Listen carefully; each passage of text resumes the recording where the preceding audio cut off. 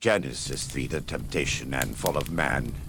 Now the serpent was more cunning than any beast of the field which the Lord God had made. And he said to the woman, Has God indeed said, You shall not eat of every tree of the garden? And the woman said to the serpent, We may eat the fruit of the trees of the garden, but of the fruit of the tree which is in the midst of the garden, God has said, You shall not eat it, nor shall you touch it, lest you die. Then the serpent said to the woman, You will not surely die, for God knows that in the day you eat of it your eyes will be opened, and you will be like God, knowing good and evil. So when the woman saw that the tree was good for food, then it was pleasant to the eyes, and a tree desirable to make one wise, she took of its fruit and ate. She also gave to her husband with her, and he ate. Then the eyes of both of them were opened, and they knew that they were naked, and they sewed fig leaves together and made themselves coverings. And they heard the sound of the Lord God walking in the garden in the cool of the day.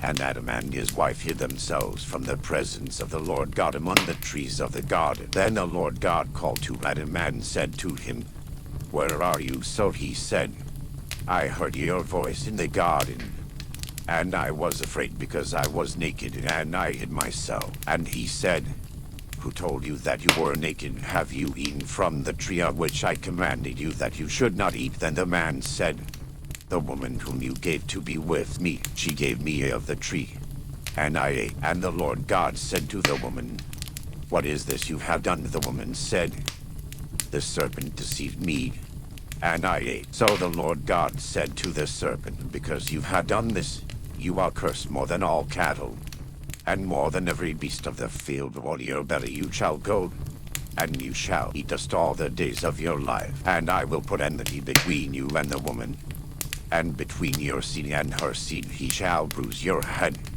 and you shall bruise his heel. To the woman he said, I will greatly multiply your sorrow and your conception. In pain you shall bring forth children. Your desire shall be for your husband, and he shall rule over you. Then to Adam he said, Because you have heeded the voice of your wife, and have eaten from the tree of which I commanded you, saying, You shall not eat of it. Cursed is the ground for your sake. Until you shall eat of it all the days of your life. Both thorns and thistles it shall bring forth for you, and you shall eat the herb of the field. In the sweat of your face you shall eat bread till you return to the ground.